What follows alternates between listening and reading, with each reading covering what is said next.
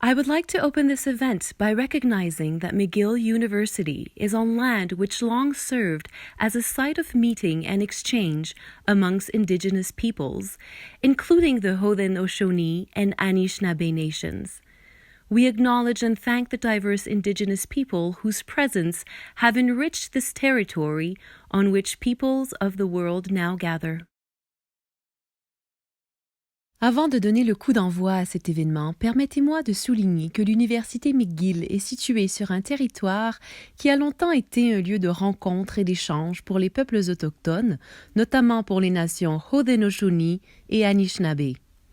Nous saluons et remercions les divers peuples autochtones qui ont enrichi de leur présence ce territoire, lequel accueille aujourd'hui des gens de partout dans le monde.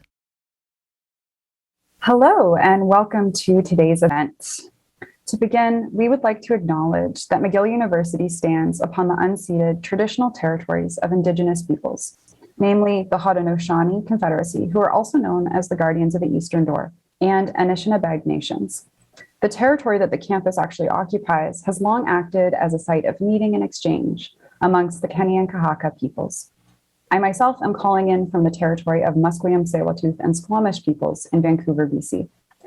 This acknowledgement of the rightful stewards of these lands and waters in an event on sustainability reminds us that we still have a lot to learn and repair in relation with the land on which we live, learn, and work. On that note, welcome to the virtual at-home homecoming for 2021. This year marks the 200th year since McGill's founding and the 100th annual homecoming celebration. We invite you to share your experience of this year's homecoming at home with the McGill200 hashtag. And beyond the homecoming programming, you can also explore some of the university's history at 200.mcgill.ca. Today's event is a moderated panel discussion with 3 professors at McGill who have diverse areas of study in and around sustainability. To start us off, let us introduce you to your moderators. I am Emily. I have a bachelor in bioresource engineering from the McDonald campus. Since graduating in 2012, I've been building a career that crosses disciplines and topics from composting, zero waste education, and organizational governance to solid waste management planning. A lot of my work is all about how to build a regenerative culture in today's age. I'm really excited to have the chance to speak across disciplines with these professors today. And over to you, Geneva. Hi, everyone. I am Geneva, and I am a fourth-year student in the Faculty of Arts and Science, pursuing a bachelor's degree in international development and psychology. I am the Sustainable Development Goals intern at the McGill Office of Sustainability, and I am passionate about environmental justice. So I'm really looking forward to discussing with our amazing speakers here today about our current sustainability practices and technologies. So, what is today's topic? Here's a bit of an overview of today's event. We will be focusing on one central question, that is sustainability really sustainable? Sustainability is a multidimensional concept that spans economic, social, and environmental domains.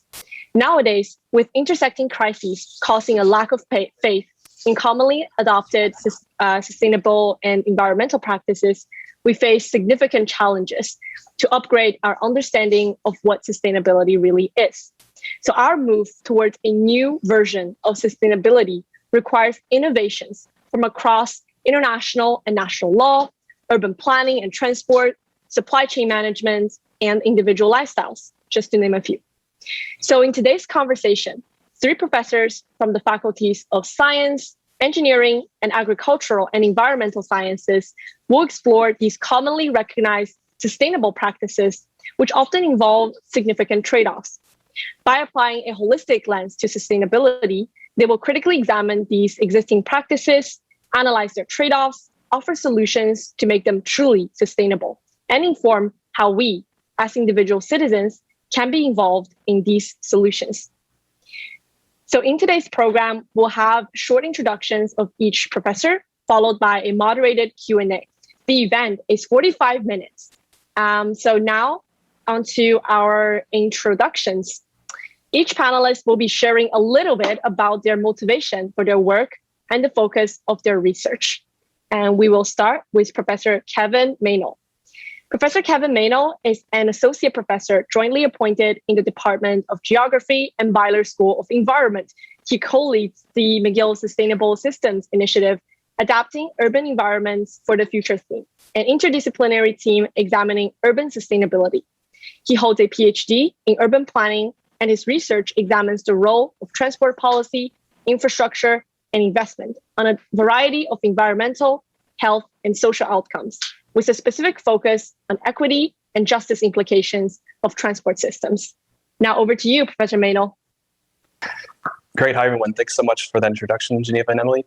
I'm really excited to be here today to share some of my own work, as well as engage with and discuss with my colleagues here. So thanks so much for making this possible. I'll quickly share a few slides to introduce myself. So I study sustainable urban transport, and one of the questions that I get the most often is about, what are cities going to look like in the future? What are transport systems going to look like? What is a sustainable system going to be? And people are often talking about the kind of things we see here on the left-hand side of the screen. And so as someone who studies sustainable urban transport, I'm most often asked questions around the future. What are cities going to look like in the future? What is the future of transport, and how can we make them more sustainable? And often people are talking about these kind of visions for the future we see on the left, and these kind of hyperloop type ideas, which have been around for decades. These visions from the 1960s, and things like autonomous and electric cars. And one thing that I always like to bring the conversation back to is the importance of active transportation. So we're talking about walking and cycling, and all the implications that means for designing cities and neighborhoods and streets for these kind of behaviors to happen, and what that means for an inclusive, equitable, and healthy city. And one of the guiding parts that motivates my research is this question about how did we get here? How did cities developed over thousands of years? There were thousands of years of human development in cities before the car, and then all of a sudden, in the last 100 years, this one way of moving around cities has really taken over. And I think my vision for the future of transport really comes down to thinking, in 100, 200 years, I really hope future historians look back and think, how was it possible that cities completely changed themselves to accommodate, the least efficient, an inefficient, dangerous, polluting mode of transport, when there were other options available that were ignored. And I really think that's my sort of hope for the future, is that one day we look back and realize what a mistake this very short period of time, this 100-year period where the cars took over, in comparison to thousands of years of cities. And so I really hope, and in some ways optimistic, that will happen, that we'll one day really look back and realize what a mistake this was, and are living with a very different way of moving around cities. Thanks. Thank you so much, Professor Maynell. That question, how did we get to here, is such a good foundational one to start from. Now on to Sydney Amelan. So Dr. Sydney Amelan from the Faculty of Engineering is a chemical engineer who's really interested in applying first principles to reduce the negative impacts of producing materials that we all use. What that means is returning to the fundamentals of chemistry and physics to question every assumption. She has worked in large engineering companies and a carbon capture startup in Silicon Valley. She was hired to teach process engineering skills and improve the sustainability of materials processing overall. One of her research topics is the recovery of waste phosphorus for reuse in agriculture. If you didn't know before today that phosphorus waste is one of the most pressing sustainability issues of our time, you'll hear about that now. Over to you, Sydney. Great. Thank you so much, Emily. And thank you to all the alumni who have dialed in to hear a bit about our thoughts and what we're working on at McGill. So I really appreciate the time for this. I will show a few slides that describe how I was initially motivated to take this career path, and then a couple of slides also about the phosphorus issue. This is a picture I took when I was a young tree planter in British Columbia while I was studying chemical engineering. And I still resonate with the initial visuals of this extensive destruction that really is just to generate paper and things that we need in society. But as a person who was interested in going to parks and enjoying nature, this struck a chord that it's not really sustainable how we are generating resources for our use in our society. So here's a picture of me getting ready to work one day, just to make the point that we don't often see in the urban centers the kind of destruction that occurs in other parts of the world for us to go to the photocopier and have paper. So after a few summers of doing this job, I definitely was more careful with my paper use, and I would use the pack of pages like back in the 90s, because you can't unsee these things once you work there. And there's plenty of time to think and also have a little bit of fun. So I thought I'd share a picture of us like playing around in the waste that is unfortunately all over Canada. But here's a picture again of where one of the places I had the opportunity to work to refine metals from rocks for us to use in all of the materials that we need and often don't think of anymore. They just assume these things work and they magically arrive in stores for us to buy. This slide shows one of the problems that I discovered while working in industry, that we need phosphorus to grow all the plants that we consume, and from the plants also to the animals that we consume. And it's a really interesting community of people who work in the phosphorus world. It's not very evident yet that we have problems, but we're starting to see it in the news when you have blooms of algae that are a consequence of having too much phosphorus enter the environment too quickly. So here's some examples around the world, and Lake Erie is the satellite image you see here. Phosphorus can go into the water, and that is a problem because you've too much phosphorus runoff generates these algae. Why is that a problem? When you have too much phosphorus released from us, then the algae grow really quickly, and then when they die, they are consumed by other animals that consume the oxygen in the water as well. So animals and plants that need oxygen, they no longer have it and they die. Excessive algae, no oxygen, therefore there's a problem. Also interesting is that mining is where we get the phosphorus. We mine phosphate rock to make fertilizer that ends up in the water as well as us. And here's an interesting image that blew me away. If you look at how we've been mining phosphorus and the population of humanity, they track together. This phosphorus comes mostly from Morocco. And here's an example of where roughly the reserves are, we think, in the world. So it's also an interesting geopolitical global issue to move phosphorus to create all the food that we use. So what I'm working on is trying to figure out how to cycle waste phosphorus from different places to not have pollution and turn the phosphorus into something useful using my chemical engineering skills. Thank you, Professor Amalan, for that exciting introduction. Next up, we have Professor Joanne Whalen. Professor Joanne Whalen is a James McGill professor at McGill University. She grew up in a farming community near Sussex, New Brunswick, and has always been interested in the practical aspects of growing food. She received her Bachelor of Science in Agricultural Studies from Dalhousie University and a Master's of Science from McGill University and a PhD from Ohio State University. She is a professional agronomist in Quebec, Canada. Her research focuses on soil fertility and soil ecology in agroecosystems. She has published over 230 peer-reviewed scientific publications and supervised or co-supervised more than 70 students at the Master of Science, PhD, and postdoctoral levels. She teaches courses in soil fertility, nutrient management, planning, and environmental soil chemistry. Now over to you, Professor Whalen.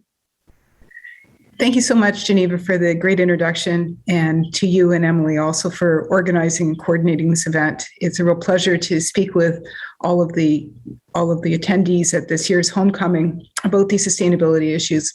I think I will show you one slide that I have that kind of reflects our approach in agriculture to the issues that we're facing in food production systems. So as you all know, if you go outside of our major cities and you go into the countryside, you start to see a landscape of different land uses where we have some forests, we have agricultural land, we have community areas and so on.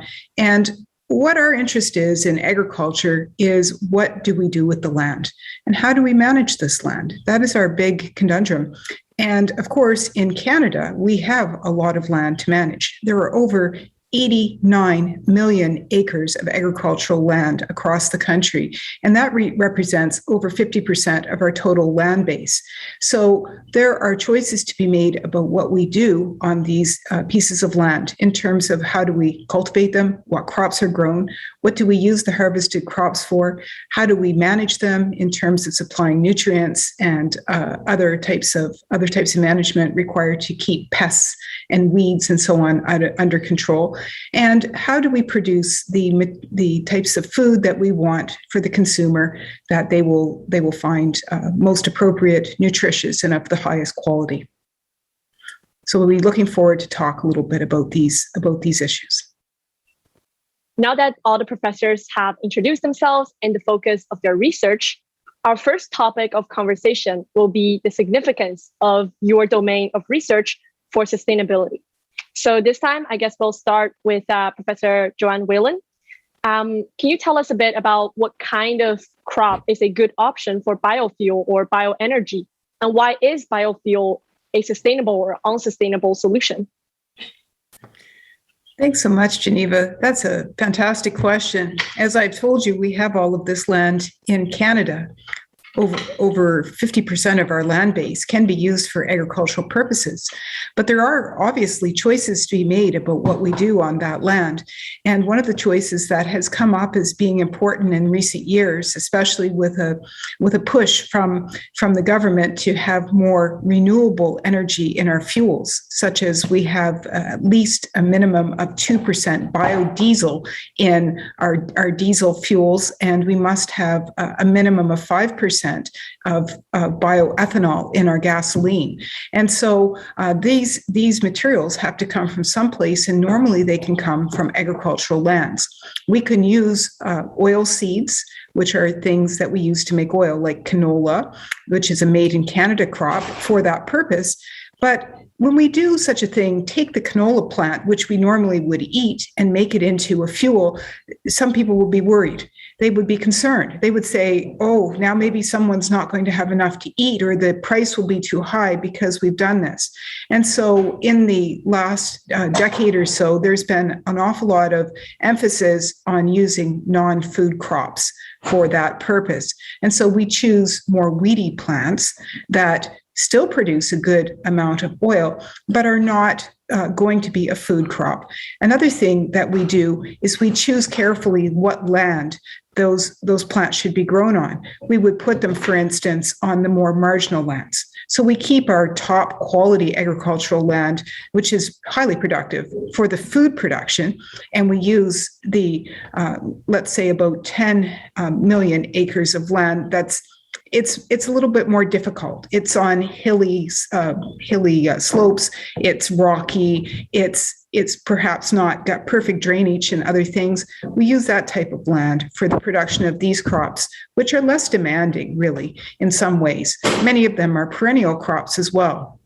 So that means you can plant them and let them grow for a number of years and keep harvesting the material that we can use for the biofuel.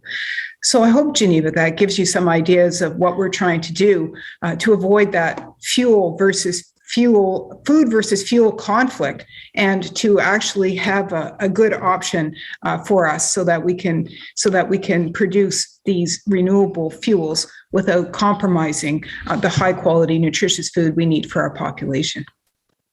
Thank you so much, Professor Whalen, for that great answer. I think it's really important that we resolve this food and energy conflict while also keeping biofuel an option for energy production.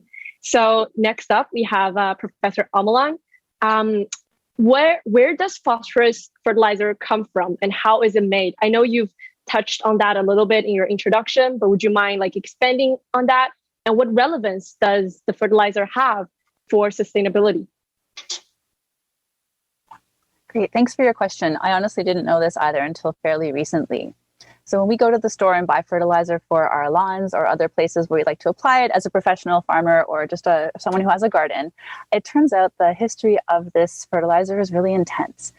Phosphorus that's used for fertilizer comes from a certain kind of rock that takes millions, or if not billions of years to create, maybe not billions, millions of years to create. And this rock is a special kind of chemistry that means it can be mined, crushed into small particles, separated from other rocks that don't have the same amount of phosphorus. And this usually occurs in a concentrator plant somewhere on the planet, which generates pollution there. The other interesting thing I didn't know is that with this rock often comes a lot of heavy metals and radioactive elements. So you're dealing with that waste generation at the same time. Then that concentrated rock goes to another chemical refinery for making the phosphorus fertilizer, which may be in another country. And so therefore you have transportations across oceans. And in this particular place, the rock is combined, it's called phosphate rock. The phosphate rock is mixed with sulfuric acid, and the sulfuric acid dissolves the phosphate rock and creates phosphoric acid and something called phosphogypsum, which is a bit of a double displacement reaction for those of the alumni who are chemistry majors. The idea is that you dissolve one solid and precipitate another one. and then the one that's acid, sulfuric acid, becomes phosphoric acid.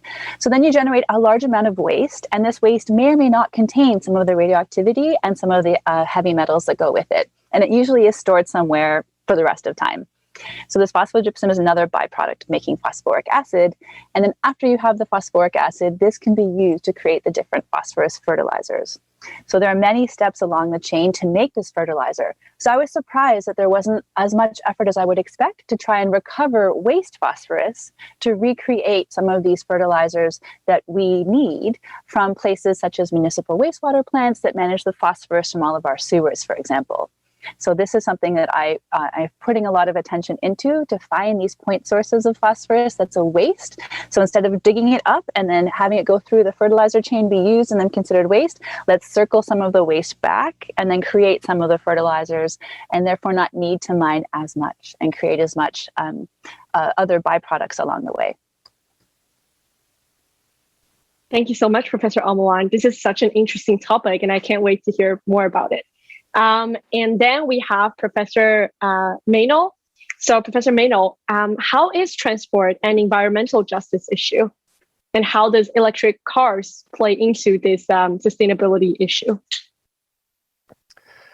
Well, that's a great question. And first of all, when we talk about environmental justice, to make sure that's clear, we're talking about, in fact, some of the issues that were just brought up by my colleagues here, in terms of who's exposed to the harms and who's exposed to benefits, and understanding the distribution of kind of benefits and risks and pollutants, for example. And so some of that happens in the context of transport in mining for elements that we need to make electric cars, for example, or in oil extraction and whatnot. On a more local level, and the stuff, some of the things that I look at in my own research are looking at, for example, a lot of some of my work in Montreal has seen that neighborhoods where people are walking and cycling themselves are often exposed to pollutants from transport, from traffic pollutants. So it's kind of a double burden, which is another kind of aspect of this environmental justice question. And so populations that don't necessarily drive, in fact, are engaging in sustainable transport behavior, are exposed to the pollutants of people who aren't engaging in sustainable transportation, by driving or using other modes. And another really important part of this kind of environmental justice dilemma that happens, and again, it's happening in Montreal, kind of as we speak, is understanding who has access to, for example, rail transport, comfortable, fast rail transport, and who doesn't. And we see, for example, the Pink Line has been planned for many years, with still lots of which was designed specifically to target members of lower income, visible minority populations of the city, but that's been sort of stalled for many years. And the REM, which in many ways is a fantastic from an environmental standpoint, electric train. It can get people out of their cars, but that's targeting a very different population. If you map out who's served by these different types of transport, that's another environmental justice question, and it comes down to sort of problem definition here. Purely from an ecological standpoint, an electric train that gets people out of their cars and reduces greenhouse gas emissions, and with all the implications for climate change, is clearly a good thing. But from a wider sense of sustainability, and this idea of what do we want to sustain? I would like to sustain a society where everyone has access to these types of transport, where people aren't unduly exposed to pollutants. And so understanding all of those trade-offs is very important, and speaks to your question about this idea of environmental justice being something that I think is really important in asking this question again of what kind of society do we actually want to sustain, and what parts do we want to focus on, and what parts maybe we don't want to sustain environmental racism and things that are inherent in a lot of these decisions, and we want to change that and sustain other things. So thanks for the question. Wow, thank you. Thank all three of you. It provides such context on this active questioning that's happening in academia on these topics. Since leaving McGill, I've understood just how much our understanding of what is sustainable is constantly evolving, and that many practices that are currently considered sustainable actually do have significant trade-offs. So would love to hear from each of you what kind of trade-offs are present in sustainability at large, or in specific from your field's perspective. I think I'll toss this over to Dr. Amelon first. If you could use the example of phosphorus fertilizer, its use in agriculture, and talk a bit more about what are the trade-offs present when we're using this? What are the benefits? What are the risks? Thanks for your question. It's a very multifaceted problem, and what's good is that different people are approaching it from different places. So, for example, the people who are involved with fertilizer production are pushing out information about right time, right place, like right application. You want to have a more efficient use of the fertilizer, knowing that really it's a non-renewable resource, as unfortunately it is. So there's the industrial side where people are being encouraged to think that more is not always better. And so I'll throw that out there to everyone with gardens as well. In the case of fertilizer, more isn't always better, although it's difficult to know how much, for example, phosphorus you have in your soil. So that's sort of one approach is to think about how much do I really need, because the thing is you do need to apply phosphorus to have excellent productivity from your soils, because it is essential element for life. And every time you take a crop from a location and move it to stores and to us and then the wastewater treatment plant, you're removing that phosphorus from that spot. So before we were taking food away from the place where it grew, the phosphorus would just cycle back locally. As the plant dies, the microbes would then reabsorb it into the soil and go back into the next plant generation. But we take that phosphorus away in the form of food. And so then we have to deal with it. The other thought too is there's also the big phosphorus cycle around animal husbandry and the creation of manure. So moving all the food to create animals and then creating the manure, which also is a fertilizer, but only of local value. There are lots of phosphorus fluxes around everywhere. So we're trying to learn and understand all of those fluxes. Europe is way ahead of us on this topic of how much phosphorus moves from where to where, and where is it brought in, and where is it seen as a waste, because you have to have conservation of phosphorus. It's always somewhere, but the question is where. So I think the idea of trade-offs is that we must have fertilizer to feed the world the way we do. It's as you saw that curve of a population in mining phosphate rock to generate fertilizer. They correlate quite well for a good reason. But I think we're very ingenious as humans. So the hope is that we could try and be recycling more of the waste phosphorus, or just not using as much in the first place, to extend its utility longer into the future. So I have hopes that all the skills we have in science and engineering can help apply to this problem to be more efficient in its use, because nature is very efficient in how it uses resources. And I think we have lots to learn about being more efficient in our use of resources. Really well put. And I'm so glad that you're doing this research, because it strikes me, phosphorus is identified as one of the planetary limits that we're fast approaching if we haven't already exceeded in our use of. So it goes to localizing our food supply, localizing our nutrient cycling as fast as possible. I really hear that. Thank you. Next, I'll go to Dr. Mayno. I'm curious, what kind of trade-offs do you see, especially in the emphasis you mentioned in your intro about high-tech solutions to our transportation challenges? What kind of trade-offs are there in that, and or contrasting between high-tech versus active transport? Great. And I really like to engage with this question that if I speak to, for example, electric cars is a good place to start in thinking about some of these trade-offs. And in many ways, electric cars are fantastic for the environment in terms of limiting greenhouse gas emissions that are coming out of tailpipes of all the cars we have. But there are trade-offs again that have already kind of been brought up by the panel, interestingly, in terms of where the power, the ingredients of the battery has to be mined somewhere. There's environmental damage inherent there. There's also a lot of the sort of PM 2.5, the small particulate matter that comes from cars, is actually which is bad for local environments in terms of asthmatic people or anyone that's not good to have in your lungs, and that's coming not from the combustion of fuel but from the wear and tear on tires and brakes. So that doesn't really change with whether the engine is running on gas or electricity, and more broadly, I think one of the biggest trade-offs we're facing is if we think about, if we could wake up tomorrow and all the cars in the world were electric, we would still have a lot of some of the issues I brought up earlier in terms of space, in terms of efficiency. Everyone owning a multi-ton vehicle that you need to park, that needs to be stored, that needs to be, there's roughly 8 parking spaces per car in a country like Canada.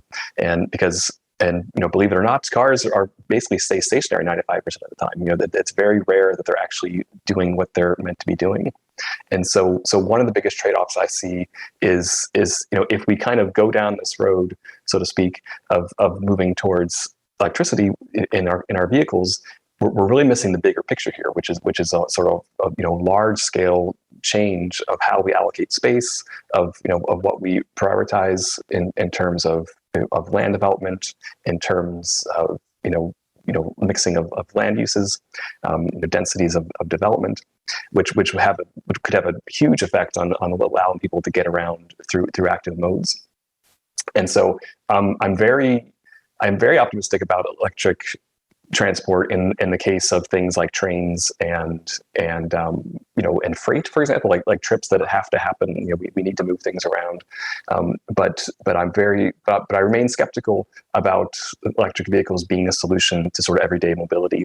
In terms of, I would like to see much bigger, again, these sort of larger scale changes in how we design cities and streets and how we design policy around transport. Thank you. Thank you so much for that perspective. As someone I live in a really bikeable city in Vancouver, and I'm not a biker. And yet I hear this other note that you're making about the importance of active transport and using those utilities when we have them available to us, which might also help with the whole sedentary issue that comes when we all have cars. So yeah, thank you for discussing those trade-offs. And I think going over to Dr. Whalen, so far, we've touched on biofuels, and you've mentioned some trade-offs there, which I would invite you to expand on some of those. Though I know another area of your research is on overall land development and consumption, and in particular, land use in our warming north of Canada. So I wonder what trade-offs you might like to share in those areas. Thanks so much, Emily. This is, an emerging area that we're interested in. I'm gonna try to tackle what's going on with climate change because it's a big issue. Everybody's worried about it, rightfully so. I mean, when you look at the projections, they're definitely worrisome. It's not to say that they're insurmountable problems, but it definitely is a very large problem that so many scientists and agencies are dealing with around the world. In the meantime, what we do know is we do realize that things are getting warmer. And this is allowing for an expansion of agriculture into places that have not had much agriculture recently, because it did seem more relevant for folks to focus their agricultural activities on the more warm southern lands in Canada, where markets could be developed and where the supply chains could be managed quite well, and then transport and ship food up to the northern parts of Canada. For those living in the north, it made their food supply very distant. It made the price elevated, and they also felt that the nutritional quality of the food they were getting was not equivalent. And so there's some equity issues in that you're living up in the north and you have to take what you get, but it's not really that great and it costs too much. So with the fact that the climate is warming and it does become more interesting to grow food in the northern regions, this strangely is a way that things start to balance out, and that we can now start to think about growing more local foods in places that have been reliant on having food shipped in. What this does require, however, is that we do it in a very sustainable way, is that we don't go in and say, oh, suddenly we're going to just transplant the agricultural systems from the south and just impose them on the northern communities. No, indeed, what we think is the better approach is to work with the communities in place and say, well, what does grow well in your area, and how do you accomplish that growth, and how do we treat the fragile soils of the north and take account of the cultivars that are already known to grow well up here, and think about what nutrients and chemicals and so on are really necessary. And so there's a large group of people who are starting to tackle some of these issues, not only in the Canadian North, but in the kind of northern regions of Russia, Finland, Norway, Canada, so the Scandinavian countries and Russia and Canada, we all have some discussions together about what to do in this situation and try to come up with a concerted approach to help the local communities develop agriculture, but in a more sensible way perhaps than it may have been practiced, to perhaps learn from certain errors or certain mistakes so that it's done better and in a, let's say, more sustainable way in the future. I hope that answers the question a little bit. And it gives perhaps a different type of trade-off. If you were thinking about trade-offs, we may, in fact, be able to make food more affordable for the North. So that seems to me to be very positive, although unexpected. Thank you, very much so. Yes, thank you so much for everyone for your critical perspectives on some of our existing sustainability beliefs, practices, and technologies. And all of you have mentioned a lot of trade-offs and identified a lot of challenges in your fields of research. So as a sequential next question, we want to ask about how can we transform these technologies and practices to make them more sustainable? And especially what stakeholders will be involved in this process. For example, governments, NGOs, businesses, or international collaboration. So we'll start with Professor Maynell. What are the most promising avenues for sustainable transportation?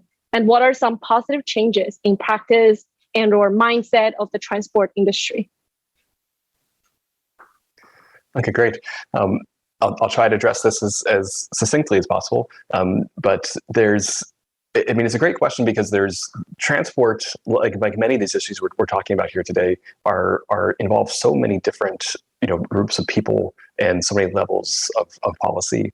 Even if we think about urban transport, it's some decisions are made at kind of a borough level in a city like Montreal in terms of things about sidewalk cleaning and things like that, and then some are decided by the mayor or the mayor's office in terms of things like what kind of bus lines to run and things like that. But then even in this context, a lot of things are more provincial in terms of that's where we're seeing a lot of the aspects of trains and things, and also and then bridges in Canada, for example, are federal. So you've got all of these different people who might want different things and have different priorities, and so there's a lot of compromises that have to happen between kind of local activists and different levels of government that want things to be a certain way. As well as sort of firms or businesses who are in the business of building vehicles or and who respond to incentives of that might be again at a sort of provincial or federal level. But part of the answer to your question is the importance of sort of these bigger bodies of government in terms of federal policy that would impact things like gas taxes or incentives for car manufacturers to build lighter, smaller, or more safer vehicles or more fuel efficient vehicles. Those are things that happen. Businesses don't just decide on their own to do that. It's usually in response to some kind of incentives to move a certain way that sort of pushes the needle of sustainability in a certain direction. And so there's great complexity in there, but there's also a lot of levers in terms of what can change. And if you do look at countries in the world that have more use of sustainable transportation, less use of automobiles, you can really track really clearly these decisions that have been made in terms of policies around fuel taxation, around how roads get funded, around registering vehicles. There's all kinds of things that we have at our disposal that are quite effective. And as far as the sort of second part to the question, I do see a lot of change in recent years and optimistic about sort of decisions that happen at the city level in terms of, where you look at Paris that has with Mayor Hidalgo, who's made pretty sweeping changes in terms of, again, this idea of the allocation of space and the allocation of streets to say, we're going to close these streets to vehicles, open them up to people. And that happens, sort of visionary politicians at a sort of city level, can and do make those kind of changes. So I think that's one place where we can really see some potential for very different and more sustainable transport systems. Thanks. Here. I hope the politicians in Montreal are some McGill alumni and attending homecoming this year. Thank you for that answer, Dr. Mayno. And over to Dr. Whalen. So on the same note, what's the most interesting transformation in the field of agriculture regarding sustainability, or something that you're personally working on right now? And if you have this lens on it, who's involved in making those transformations happen if it goes beyond the farmer? Indeed, we're very fortunate to work in agriculture, and as you may know from being in the agricultural field yourself, agricultural producers are self-employed and very often highly innovative. It always astounds and amazes me when I go to visit on a farm and somebody shows me all of the things that they have basically jury-rigged or adapted on their own. So I'm always very, very happy and pleased to work with those in the industry. Those who work in agriculture know very well that they must be flexible, they must be dynamic, they must be adaptive, because it is a field of work in which there are a lot of unknowns, in which seasons are different every year, in which unexpected pests or unexpected weather events can occur rapidly, and you have to be adaptable and capable to respond to what comes your way. And Mother Nature, is very unpredictable, and perhaps getting a little bit more so with the ongoing change in climate and so on. So what I'm particularly pleased about and notice as a big innovation in agriculture is the fact that producers are collecting a lot more data about their farms. And in doing so, they're able to be a lot more precise. And this also goes back to what Professor Omalon was talking about, that yes, for instance, on the nutrient aspect, we know we need some, but we need little bits, and a little bit at a time. And a little tiny bit of nutrients goes a long way. And so a lot of producers are using what we call a precision agriculture approach, in which they are tracking, where the fields are that are needing some extra attention and where the ones are that need a little less attention. Also, because of economic reasons, producers are investing less in fuel, they're investing less in agrochemicals. So they're more willing these days, I think, to kind of let things be a bit more natural. It's not seen as important to make sure all fields are fully clean and that there's no weed in the field and so on. It's understood that there is a level of weeds which are manageable, which are not damaging. And so that sort of more naturalistic approach is something that I find very encouraging and really quite wonderful. So with the advent of more data and use of data collection and data systems, and in addition to that, remote sensing and sort of sensing how the plant health is, sensing how the soil health is, we're getting a lot of progress really in treating the whole system in a way that's more natural and producing still very high quality, nutritious food. So I'm actually very encouraged working in agriculture. I think our best is yet to come. Thank you so much for your insight into transforming agricultural practices, Professor Whalen. So next we have Professor Omalon. How should we recycle phosphorus, in your opinion, and how can we make it more sustainable? And most importantly, who should be responsible for making it happen? That's a really good question. And it's a big one because phosphorus is everywhere, as you know, and a lot of us in normal society take it for granted because it's managed mostly by others. So for example, I would point to the example of the Dutch, who a long time ago being maybe 20 years ago, realized that they should really get a handle on the phosphorus fluxes into and out of their country. And so they put together government, academia, and industry and said, let's sit down and figure out the phosphorus flows in our country, and then how can we best recycle and add value to the recycled phosphorus. So they are leaders in Europe on doing exactly that, to use engineering skills to recover waste phosphorus in the form of a crystal called struvite. And at the same time, also in Canada, there was a clever professor at UBC who said, we should be doing this. So he basically spearheaded, this is Professor Mavinich, he just spearheaded it and said, let's do it, and created a company called Ostara, which is very successful, which does a similar technology of recovering phosphorus.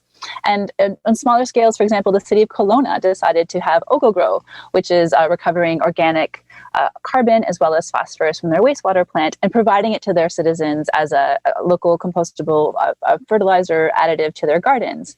So in a way, it's such a big problem. It's everywhere, and Canada's so large. And so I think that, to get to your question, individuals can be careful about the phosphorus they use in their gardens and a way of not wasting it. And then I think just awareness of what's happening in the world around you, to know, like, when I flush, what happens to the phosphorus that I just added to the sewer system? Where does it go? And just be more aware of these systems that are sort of quiet in the background, taking care of our wastes for us, and be mindful of what we take in and think about, where does it go when I'm done with it?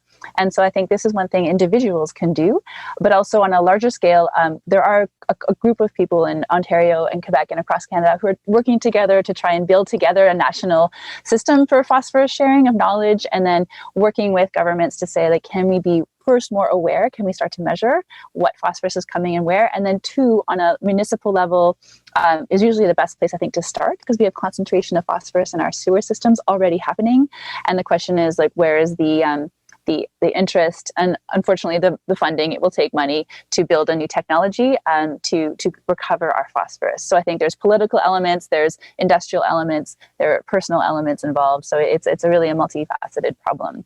But I'm really impressed with, like, local regions who are just saying, let's just do it. And the Canadian Western spirit, they're just doing it.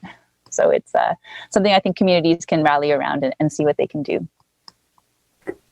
So exciting. That's actually such a good note, Dr. Amelon, because it leads right into our closing question. I want to thank all three of you so much for sharing your insights and perspectives. It's really helpful and important to discuss the aspects of sustainability we've touched on today across disciplines. It helps kind of zoom out on this overall trajectory towards systemic change.